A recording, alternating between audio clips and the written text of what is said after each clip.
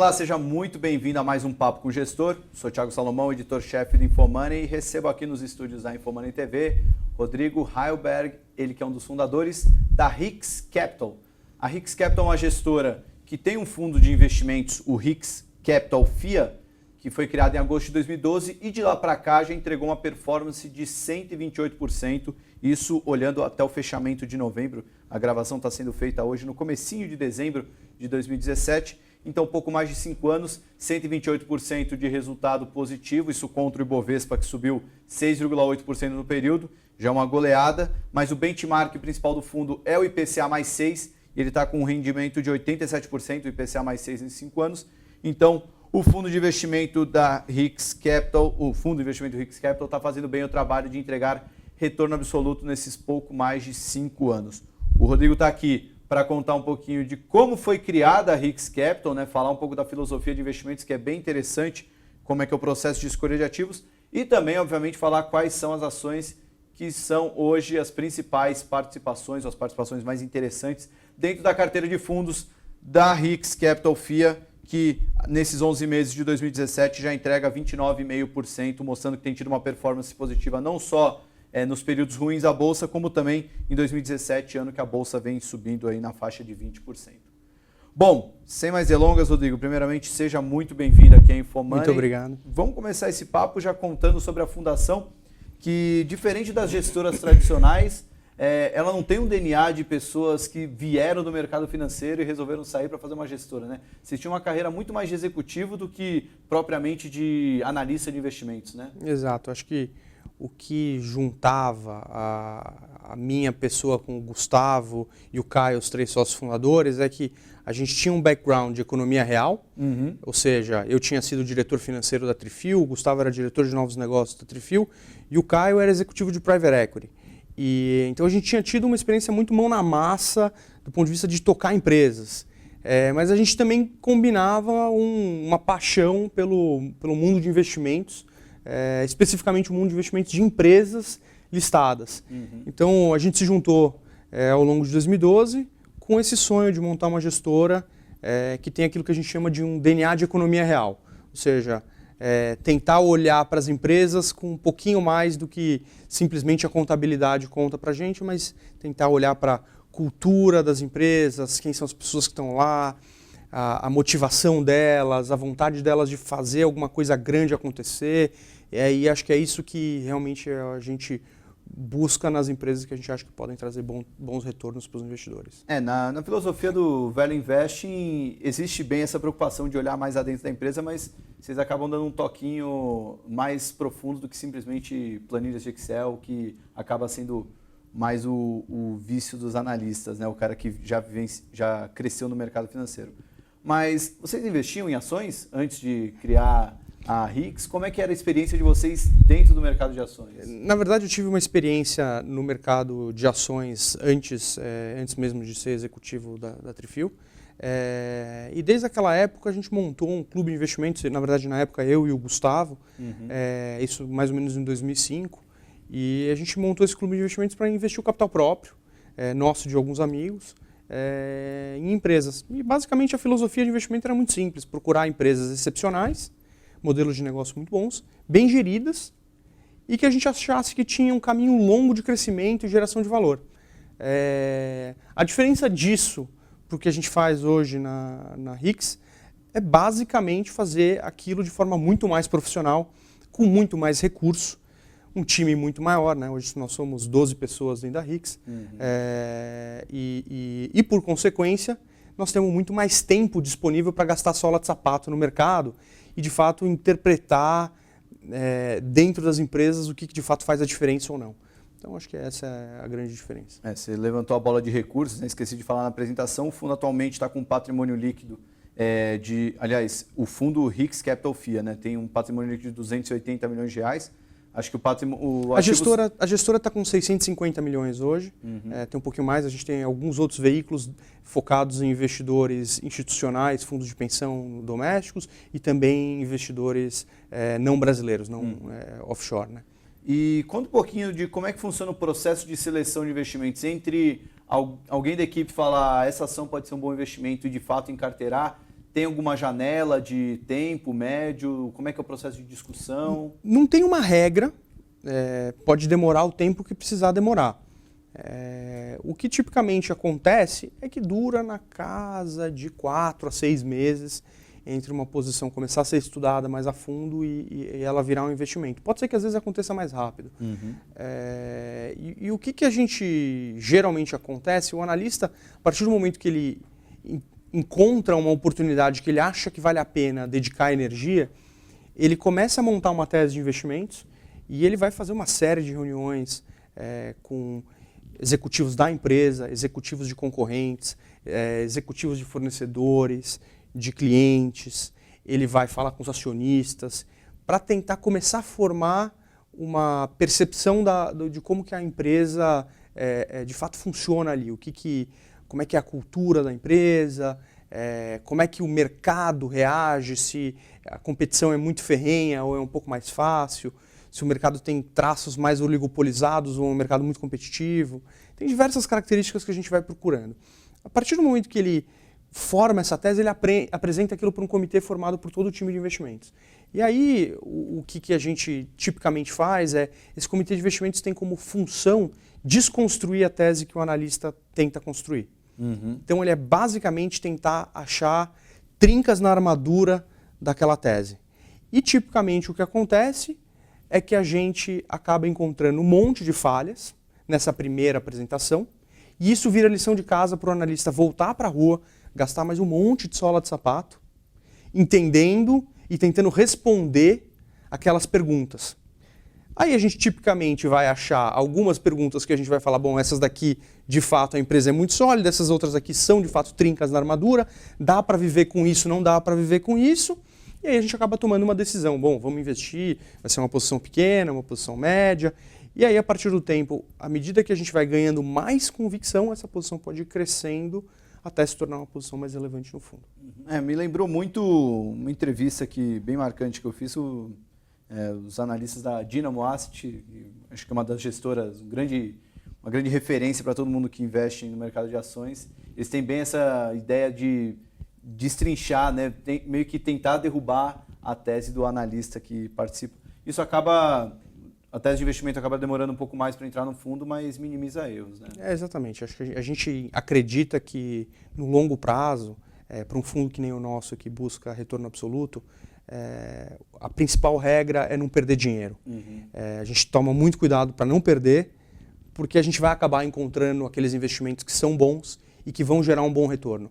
Então o segredo encontre os bons investimentos e tente evitar aqueles que poderiam ser erros. Então a gente gasta muito tempo nessa primeira fase.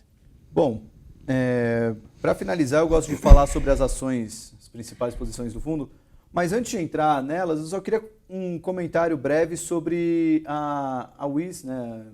Uma das posições que já foi uma posição do fundo, mas é uma empresa que eu queria que você fizesse um breve comentário, porque ela ficou muito em evidência nos últimos meses, né? Era uma das ações, vamos dizer, uma das queridinhas na Bolsa, até o começo do ano, performou muito bem, aliás, só que de uns 3, 4 meses para cá, a ação já caiu cerca de 50% do high para os preços atuais, muito por conta da negociação envolvendo a Caixa Seguradora. Enfim, por ser um case não muito trivial, eu queria que um analista, um ex-acionista da empresa, pudesse só explicar para quem está assistindo o que é a Wiz e por que aconteceu todo esse movimento com ela, enfim. Tá bom.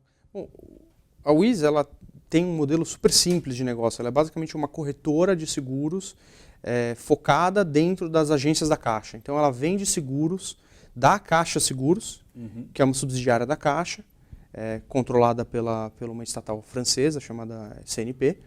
E ela vende esses seguros dentro das agências da Caixa para clientes da Caixa. Um negócio que é bastante interessante, porque cerca de 10 anos atrás era muito mal gerido e a CNP fez um trabalho muito bom de melhorar a gestão do negócio, vamos dizer, de 10 anos até 5 anos atrás, e a Wiz fez um trabalho muito bom, quando você olha de 2012 até 2017, de melhorar ainda mais as vendas. Ou seja, com isso, a companhia passou a gerar um volume de prêmios para a seguradora e, por consequência, de corretagem para ela, é muito interessante. É uma empresa que tem, vamos dizer, uma demanda relativamente cativa, ou seja, você tem milhões de clientes que entram diariamente nas agências da Caixa. A Caixa Seguros tem 12 milhões de clientes hoje, ou seja, um número de clientes bastante expressivo. É uma companhia extremamente bem gerida. O time de gestão que entrou na companhia por volta de 2012, quando a AGP adquiriu uma participação relevante da companhia, é um time de primeira linha, coisa que a gente tipicamente gosta. Então, assim, ela tem características muito interessantes de negócio. Só que ela é um negócio, vamos dizer, um pouco mal interpretado pelo mercado. Quando a gente começou a fazer o investimento, ele era mal interpretado no sentido de que ele era barato demais. Ou seja, para as perspectivas de retorno e de crescimento de lucro que a gente enxergava para a companhia, ela era barata demais. E isso eu estou falando numa época que as ações estavam negociando a 7, 8, 9 reais. A gente montou a posição e a gente veio acompanhando a evolução. Recentemente, veio um documento super importante que se tornou público, que era o Acordo de Acionistas da Caixa Seguros, entre a CNP e a Caixa Econômica Federal. E naquele momento o mercado interpretou que vamos dizer, a parceria entre as duas teria que ser eterna e, por consequência, vamos dizer, haveria uma externalidade positiva muito relevante para a WIS. Naquele momento, a gente achou que as ações passaram a precificar muito pouco um risco desse contrato ser negociado de outra forma, coisa que a gente achava que ainda existia essa possibilidade.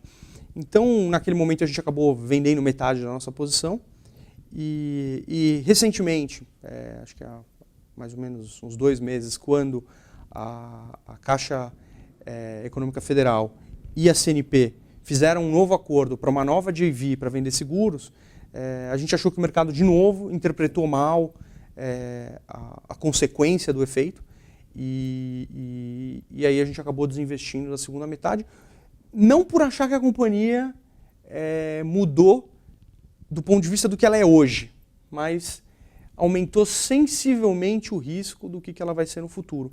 Como a gente equilibra muito essa questão de risco-retorno, a gente achou por bem desinvestir e acompanhar um pouco de fora. A gente continua acompanhando, a gente continua achando o time que está lá excepcional, um time de primeiríssima linha, o negócio é muito bom, a gente acredita que eles vão conseguir criar valor. Agora, a nossa questão a gente precisa mitigar risco e, nesse sentido, a gente tá acompanhando um pouco mais de fora. Legal. Bom, acho que explicação muito boa para um papel não tão bem explorado, né? Principalmente por não ser um case tão de fácil compreensão. Mas vamos então falar dos papéis que estão hoje na carteira do fundo, né? Poderia comentar talvez a posição mais interessante ou algumas das mais interessantes? Acho que, para simplificar, a gente pode falar talvez da maior posição do fundo hoje, que é a Eneva. É uma posição não tão recente, ela é uma posição que a gente iniciou há mais ou menos 1 ano e meio atrás. E ela se tornou a maior posição recentemente, quando a companhia realizou um follow-on, se não me engano, em outubro desse ano, que a gente participou de forma relevante como um dos primeiros investidores âncora, vamos dizer, da oferta. É uma empresa que a gente acha muito interessante porque ela está inserida num mercado que demanda muita infraestrutura. O Brasil precisa muito de infraestrutura em produção de energia elétrica, né? Acho que eu comi um ponto aqui importante, que ela é uma geradora de energia elétrica com base de gás natural, ou seja, ela explora gás natural para produzir energia elétrica. E o Brasil, nesse momento, ele é carente de matrizes de energia elétrica que não sejam suscetíveis a oscilações ao longo do ano. Então, as fontes eólicas e hidrelétricas de fio d'água, como Belo Monte e outras, têm oscilações ao longo de períodos do ano. Então você precisa de energia que você consiga ligar e desligar para compensar essas oscilações. Só que o problema é que o Brasil hoje tem muita térmica que despacha a preços exorbitantes. R$800 por megawatt-hora produzido, R$600 por megawatt-hora produzido, enquanto que a Eneva consegue produzir essa mesma energia em grandes quantidades, despachando a um preço médio de 100, 110, R$120 por megawatt-hora produzido. Ou seja, ela faz um papel muito importante de estabilidade energética no Brasil com um preço muito competitivo. Então, ela tem uma demanda meio que cativa pelo produto dela e, por consequência, tem uma estabilidade muito grande na receita, que é uma coisa que a gente gosta bastante quando a gente faz um investimento, porque previsibilidade é uma daquelas coisas que garantem que a gente dificilmente vai perder dinheiro. O segundo ponto que eu acho que é legal é que essa é uma companhia que passou por um processo de RJ. E ela passou por um tempo longo, onde ela tinha pouquíssimos recursos para conseguir investir nas suas operações. Então ela tem estruturas operacionais, de certa forma, ineficientes do ponto de vista de custo, ela tem estruturas fiscais ineficientes, ela tem custos de dívidas elevadíssimas, e tudo isso um pouco consequência do processo de RJ e de falta de recursos que ela teve. Com o follow-on, tudo isso começa a se consertar e a gente está muito animado para o futuro da companhia. Só para uma perguntinha bem de... Acho que todo leitor do InfoMoney, talvez que não está familiarizado com o Eneva, vai lembrar da MPX Energia, né? Era uma das empresas pertencente ao grupo EBX, do ex-bilionário Ike Batista, né? Junto com OGX, LLX e outras X que tinham na Bolsa. E qual o ranço que essa empresa carrega daquele passado do X da questão, né? Aquele passado do mundo X? Aquilo foi desfeito completamente só para deixar todo mundo na mesma... Eu acho que não. Acho que o ranço é uma coisa que... O sentimento das pessoas leva tempo para ser... Confiança leva muito tempo para ser construída, né? Ela se destrói rápido, mas leva tempo para ser construída. Eu acho que todas as pessoas que dedicaram tempo para estudar o assunto já começaram a desfazer essa percepção negativa. Algumas outras ainda não. Acho que o que são as coisas importantes a serem faladas em relação à Eneva? Ela é uma companhia hoje que tem um time muito bom. Tem muita coisa para melhorar no time, mas já é um time de primeira linha. E tanto do ponto de vista de conselho, quanto diretoria executiva, quanto a diretoria operacional das empresas. Ou seja, tem uma coisa que a gente acha que é diferente, que é um time muito bom. O segundo ponto, que era um caso típico das empresas do grupo EBX, a estrutura de capital era uma estrutura de capital que não era suficiente para levar os projetos ao fim. No caso da Eneva, todos os projetos já estão operacionais, então não tem nenhum projeto, nós estamos falando de geração de caixa real de hoje. A estrutura de dívida foi equacionada pelo processo de RJ, que foi um processo muito doloroso para os antigos acionistas, né? Na verdade, os atuais acionistas são os acionistas que entraram no follow-on e os antigos credores da companhia que viraram acionistas. Então, foi doído, mas passado esse movimento, a estrutura de endividamento da companhia já está bem equacionada. Então, acho que esses dois pontos mudaram sensivelmente e com isso eu acho que é questão de tempo para as pessoas irem estudando um pouco mais sobre a empresa, ganhando conforto com ela, e aí eu acho que naturalmente vai acabar vindo uma reprecificação das ações, que a gente acha que estão num preço muito interessante. Legal, bem bacana essa explicação. Há quanto tempo que ela está no fundo? 1 ano e meio? Ela está há mais ou menos 1 ano e meio. Claro que ela começou naquele formato que eu te comentei, com uma posição pequena, a gente foi ganhando conforto, a empresa foi evoluindo ao longo desse 1 ano e meio, então muitas agendas foram realizadas nos últimos anos. Por exemplo, em junho do ano passado, a empresa colocou operacionalmente a última planta que faltava entrar em operação, que era a Parnaíba 2, ou seja, ali ela de fato se tornou 100% operacional, passou um pouco mais de tempo, ela começou a gerar mais caixa e por consequência desalavancar, ela vem desalavancando nos últimos anos, agora ela realizou o follow-on, quitou algumas dívidas caras, então tem um processo de melhoria da empresa e a gente vai acompanhando isso e vai revendo como isso se reflete em valor para o acionista. Legal. Bom, Rodrigo, gostaria de agradecer o papo, muito obrigado por estar aqui e sucesso, que continue performando muito bem o Hicks Capital FIA. Um prazer estar aqui. Bom, espero que vocês tenham gostado da entrevista e continuem acompanhando. Na semana que vem tem mais Papo com Gestor. Até mais.